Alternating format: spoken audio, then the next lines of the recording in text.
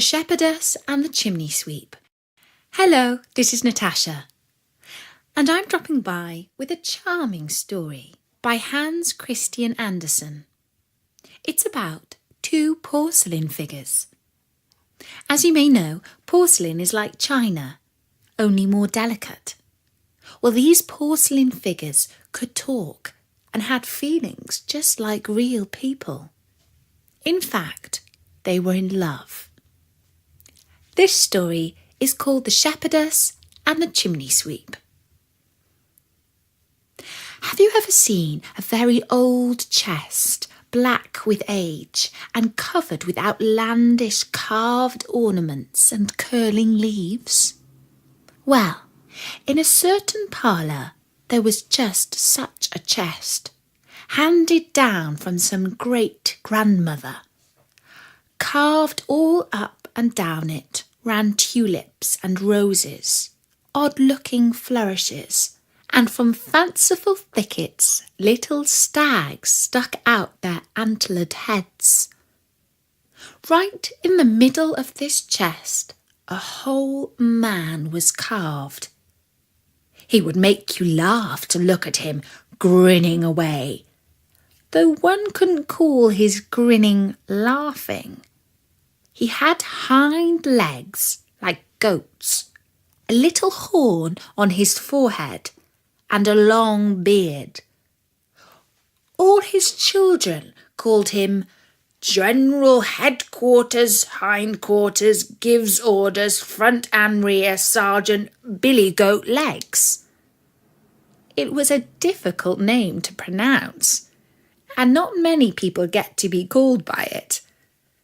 But he must have been very important, or why should anyone have taken trouble to carve him at all?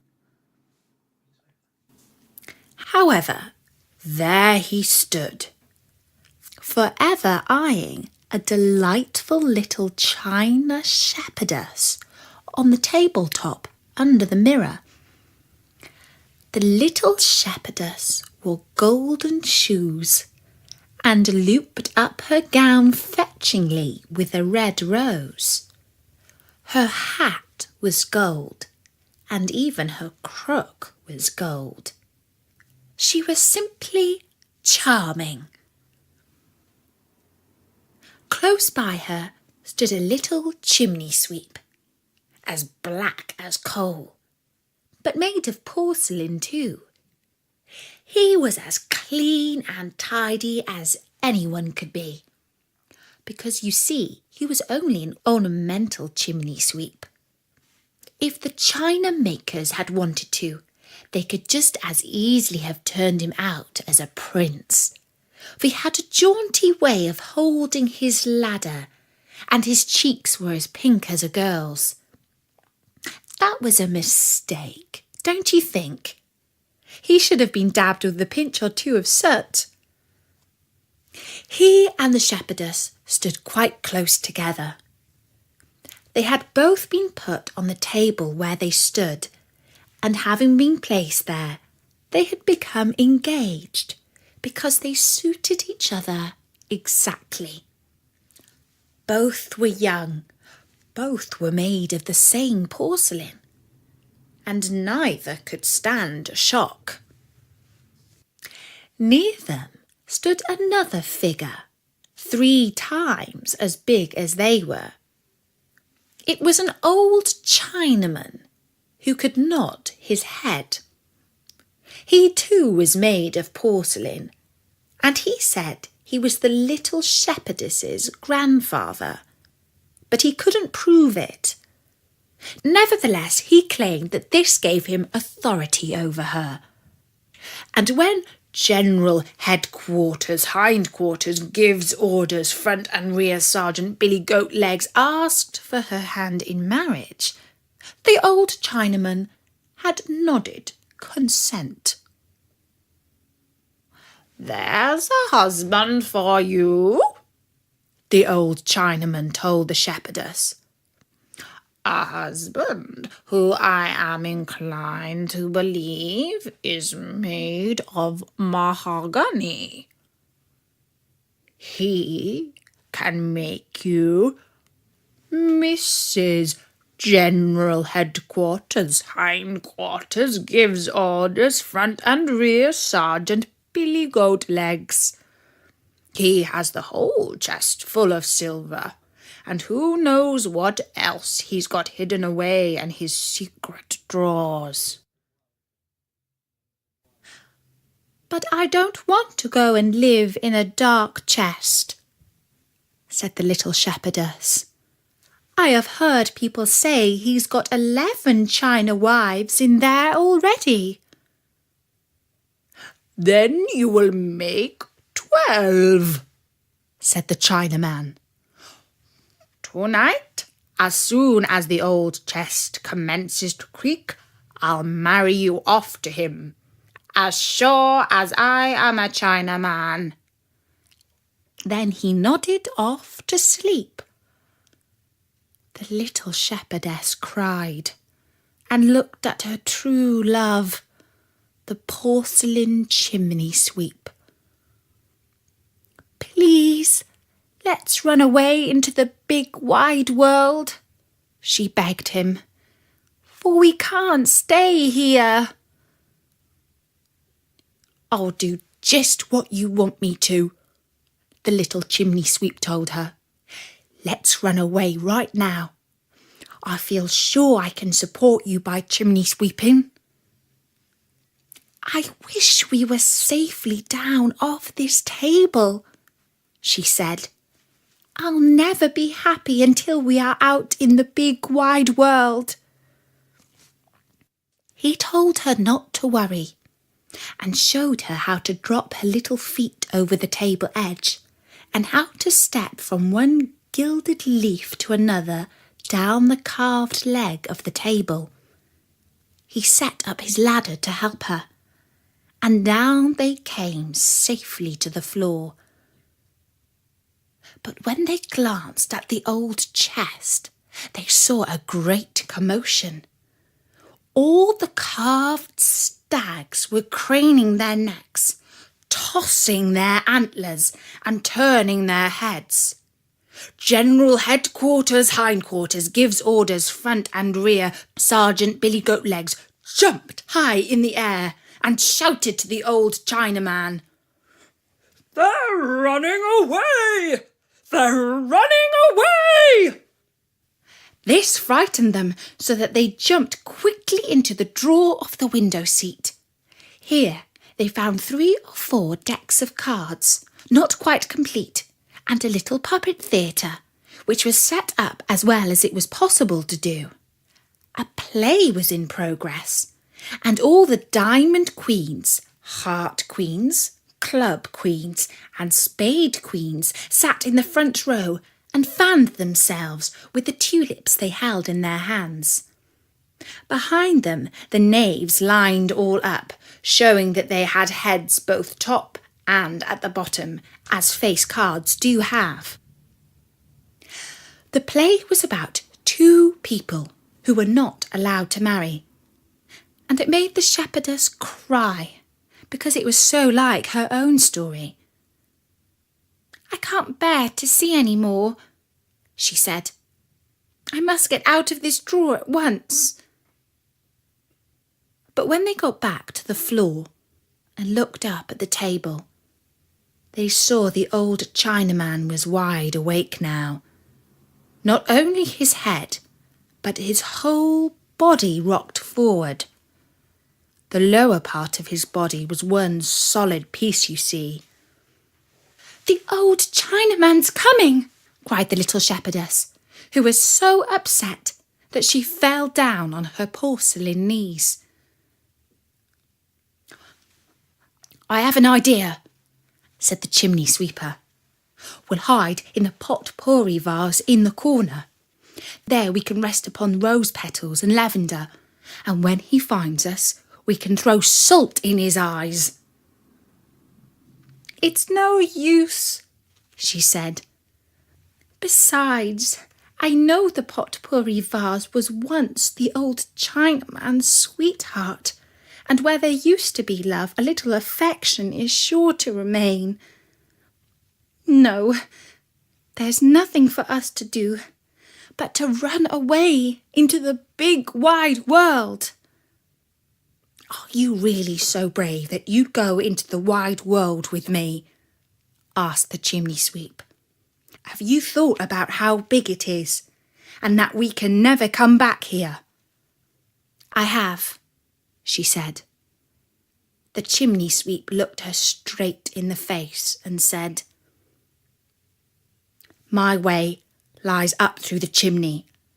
Are you really so brave that you'll come with me into the stove and crawl through the stovepipe?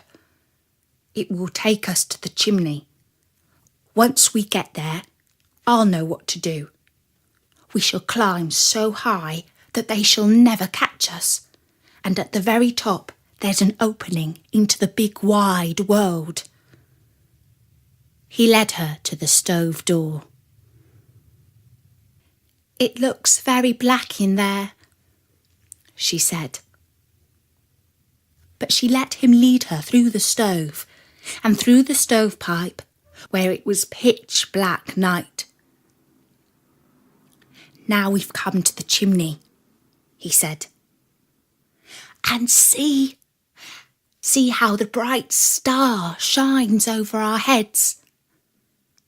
A real star, high up in the heavens, shone down as if it wished to show them the way.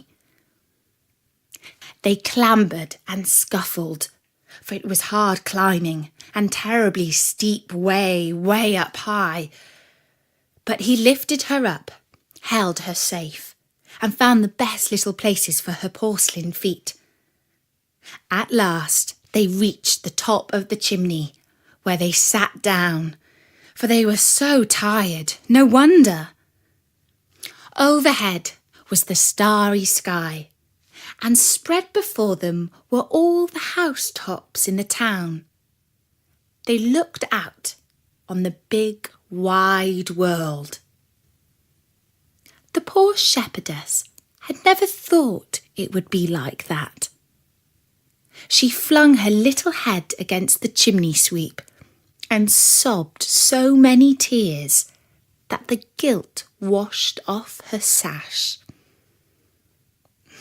This is too much, she said.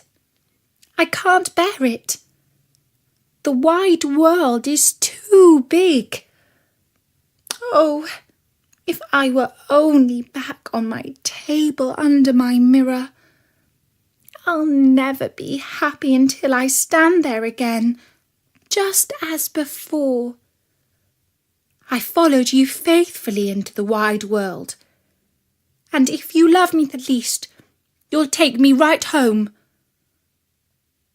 The chimney sweep tried to persuade her that it wasn't sensible to go back.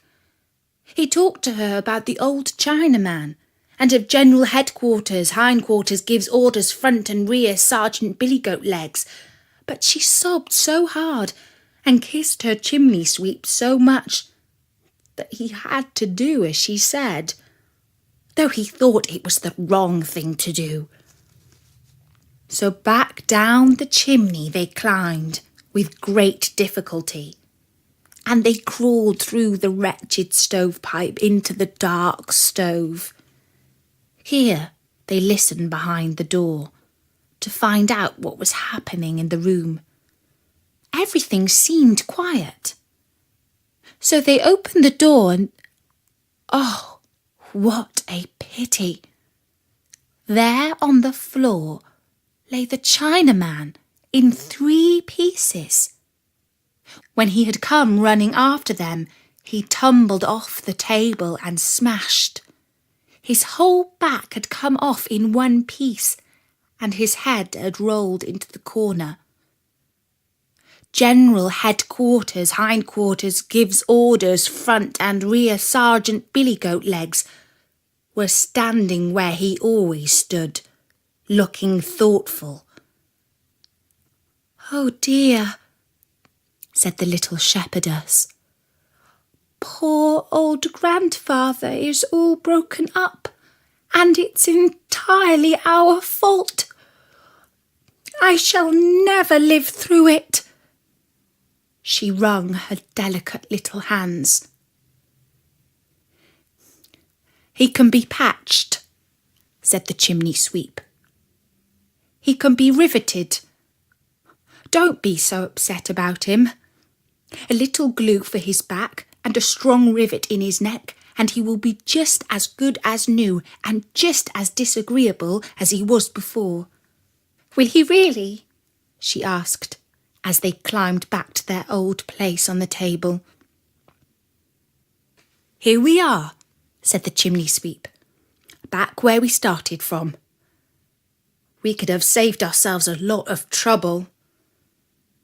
"Now, if only old grandfather were mended," said the little shepherdess. "Is mending terribly expensive?" He was mended well enough. The family had his back glued together and a strong rivet put through his neck. That made him as good as new, except that never again could he nod his head. "It seems to me that you have grown haughty since your fall, though I don't see why you should be proud of it." General Headquarters Hindquarters gives orders front and rear, Sergeant Billy Goat Legs complained. "Am I to have her, or am I not?" The chimney sweep and the little shepherdess looked so pleadingly at the Chinaman, for they were deathly afraid he would nod. And neither did he care to tell anyone that. Forever and a day he'd have to wear a rivet in his neck. So the little porcelain people remained together. They thanked goodness for the rivet in Grandfather's neck, and they kept on loving each other until the day they broke. And don't forget, there are loads more stories at storynori.com. So drop by soon and listen to another one. For now, from me, Natasha, bye-bye.